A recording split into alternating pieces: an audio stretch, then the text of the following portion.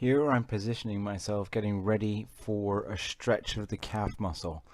For the purpose of the video, I will show you just one side, but if you were to follow along or in your own practice, you would do both sides. Here I have wrapped my right foot over my left and I'm moving up and down on the left calf muscle, each time breathing out and extending the calf muscle down.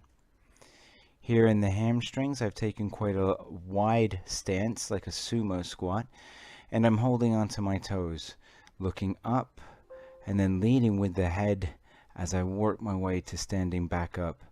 The hamstrings are a very tight muscle group for me, so I have to work very hard at this, breathing and relaxing. But the great thing about mobility training, as opposed to traditional static stretching, is that it puts blood into the muscle, keeping the muscles warm and increasing its softness. You saw me there moving my head side to side as I look up. I'm lifting up my chest so that my sternum is leading. Now I'm moving into the glutes.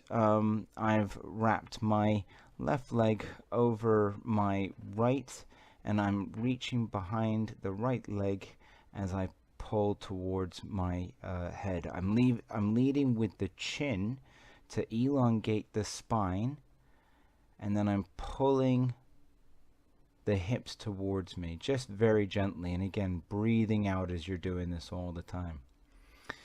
The adductors, so here I'm taking a very wide stance, holding onto my ankles to increase the stretch, pivoting over my heels and toes from one side to the other. I'm fairly flexible at this stretch.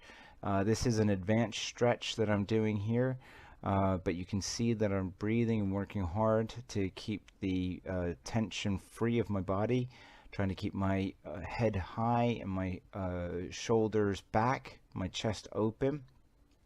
For those of you who aren't quite at that level yet, I'm giving a demonstration here of a easier, if you want, sequence by holding onto my thighs. That gives me a little bit more balance, looking at the foot that I am stretching away from. But again, by moving side to side, you're putting blood into the muscles as you're working. The hip flexors, now this is, I'm giving you a very advanced example here, taking a wide stance forward, keeping my arms back. That opens out my chest as I lead with the hips, and I'm trying to work through the hips down into the knees, breathing all the time as I'm working. The great thing about mobility stretching as opposed to the traditional static stretching is also that you are strengthening muscles as you're moving over through the joints. Here I've moved into a more beginner version of that stretch. Here what I'm doing, this is a good stretch and strengthening exercise for those of us who spend a lot of time at the desk.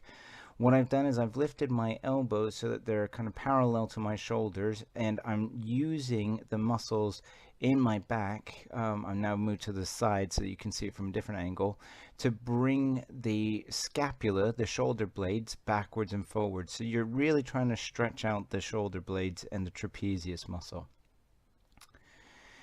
What I've got here is a sock, and what I'm doing is just lifting lifting the sock with both of my shoulders leading, just straight over.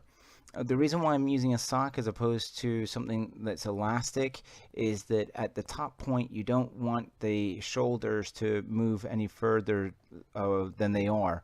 You want them to stay down as they come over your head, and you want them to rotate nice and freely. So if this is the first time that you're doing this, you might want to take quite a wide grip, and as you progress, you might want to bring your hands closer together. Here I am moving into, it's a full body stretch.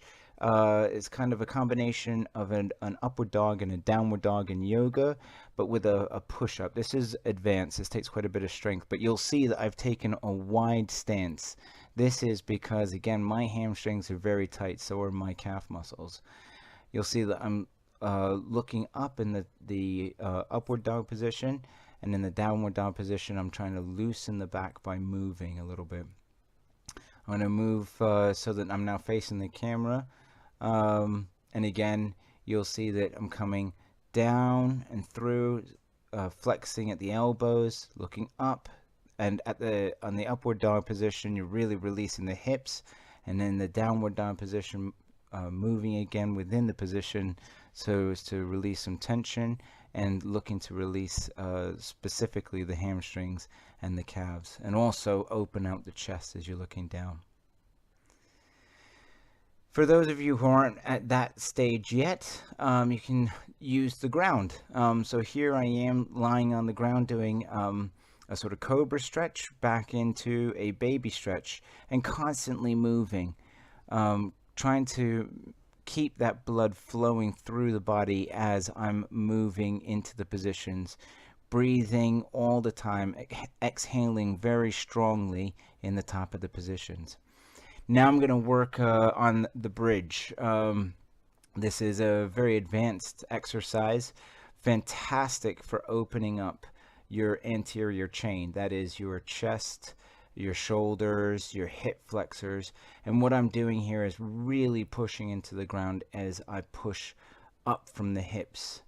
I've moved the hands back a little bit to make it a little bit more challenging, and I'm really driving up from the hips, breathing out as I hit the top of the position.